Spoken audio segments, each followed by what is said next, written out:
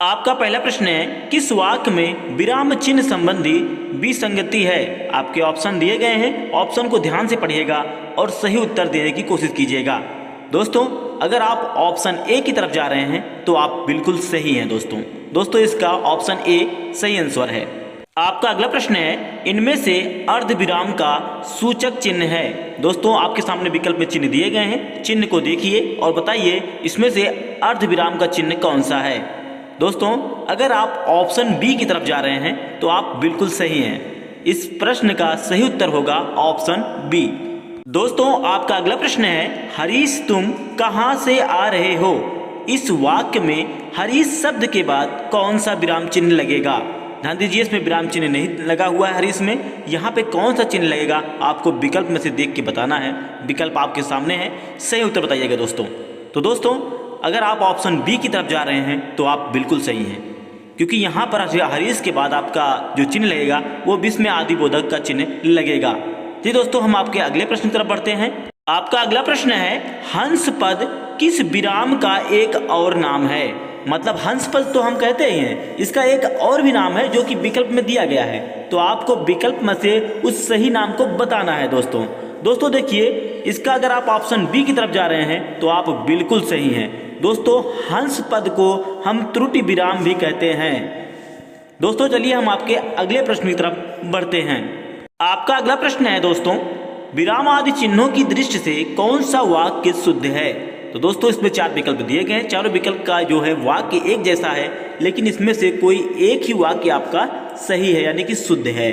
तो दोस्तों ध्यान दीजिएगा, आपका जो पहला प्रश्न है यानी कि पहला विकल्प है वो देखिए, पिता ने पुत्र से कहा देर हो रही है, कब आओगे। ध्यान दीजिए, इसमें शब्द जुड़ा हुआ है कब मतलब होता है प्रश्नवाचक चिन्ह का। ठीक है, तो देखिए इसमें लास्ट में प्रश्नवाचक चिन्ह तो लगा हुआ नहीं है। तो ठीक है, तो ध्यान दीजिए ए और डी तो आपका वैसे ही कैंसिल हो गया। अब बचा आपका ऑप्शन बी और सी। अब ध्यान दीजिए, बी की अगर बात करें तो पुत्र, ध्यान दीजिए इसमें लिखा गया पुत्र के बाद आपका अल्प विराम लगा हुआ है। ठीक है, पिता ने पुत्र से कहा, जो कि बिल्कुल गलत है, यहाँ पे अल्प विराम नहीं लगेगा। अगर बात करें ऑप्शन सी की तो ऑप्शन सी बिल्कुल परफेक्ट बैठ रहा है, इस वाक्य को बिल्कुल शुद्ध कर रहा है। ठीक है, तो आपका ऑप्शन सी सही हो जाएगा।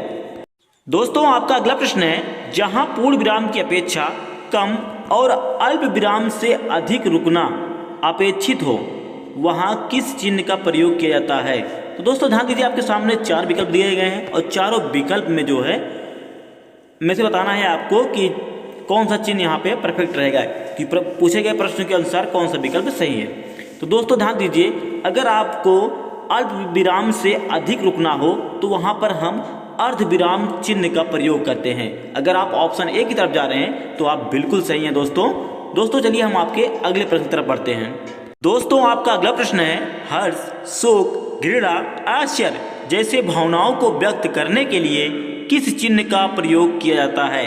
तो ध्यान दीजिए दोस्तों, अगर आपके वाक्य में हर्ष, शोक, घृणा, आश्चर्य जैसे शब्द आते हैं तो आप कैसे इनको व्यक्त करेंगे, कैसे इनको दर्शाएंगे, यही चीज़ पूछ रहा है, किस चिन्ह का प्रयोग करेंगे इस शब्द के बाद में। तो ठीक है दोस्तों, आपके सामने 4 विकल्प दिए गए हैं, चारों विकल्प में से आपको बताना है। तो दोस्तों हम आपको बता दें, अगर आप ऑप्शन सी की तरफ जा रहे हैं तो आप बिल्कुल सही हैं। इस हर्ष के बाद हम विस्मयादि बोधक चिन्ह का प्रयोग करते हैं। दोस्तों चलिए हम आपके अगले प्रश्न तक चलते हैं। दोस्तों, आपका अगला प्रश्न है, मोहन आज घूमने जाएगा। दोस्तों ये वाक्य दिया गया है एक आपको, तो कह रहे हैं उपयुक्त वाक्य में कौन सा विराम चिन्ह लगा है। बता रहे इसमें कौन सा चिन्ह लगा है वो आपको बताना है। विकल्प आपके सामने है, विकल्प में से सही उत्तर बता दिए दोस्तों अगर आप ध्यान देंगे तो जाया के बाद आपको पूर्ण विराम लगा हुआ दिख रहा है। ठीक है दोस्तों, तो अगर आप दोस्तों ऑप्शन बी की तरफ जा रहे हैं तो आप बिल्कुल सही हैं दोस्तों, इसका सही उत्तर हो जाएगा ऑप्शन बी। दोस्तों आपका अगला प्रश्न है, निम्न में से अल्प विराम का चिन्ह है। दोस्तों ध्यान दीजिए, आपके पास 4 विकल्प हैं, चारों विकल्प में 4 प्रकार के चिन्ह दिए गए हैं, जिनमें से एक चिन्ह आपका अल्प विराम है। दोस्तों इससे पहले के प्रश्न में आपने अभी देखा, हर्ष के बाद जो चिन्ह उपयोग किया गया था वही चिन्ह को हम अल्प विराम कहते हैं। अगर आप ध्यान दे रहे हैं तो आप ऑप्शन ए पे जा रहे हैं, बिल्कुल आप सही हैं, ऑप्शन ए अल्प विराम का चिन्ह है। दोस्तों आपका अगला प्रश्न है, आना जाना में अपेक्षित विराम चिन्ह है। ध्यान दीजिए, इसमें चिन्ह कोई नहीं लगाया गया, लेकिन बोल रहे हैं यहाँ पे कौन सा चिन्ह लगेगा।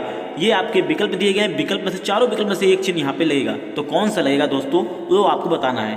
तो दोस्तों अगर आप जा रहे हैं ऑप्शन ए पर तो आप बिल्कुल सही हैं। ध्यान दोस्तों, आना जाना के बीच में हम योजक चिन्ह का प्रयोग करते हैं, जैसे भाई बहन के बीच में हम योजक चिन्ह का प्रयोग करते हैं, उसी तरह यहाँ पर भी हम योजक चिन्ह का प्रयोग करेंगे। तो दोस्तों आपको वीडियो कैसी लगी हमें कमेंट जरूर दिएगा। मिलते हैं अगले वीडियो में, धन्यवाद।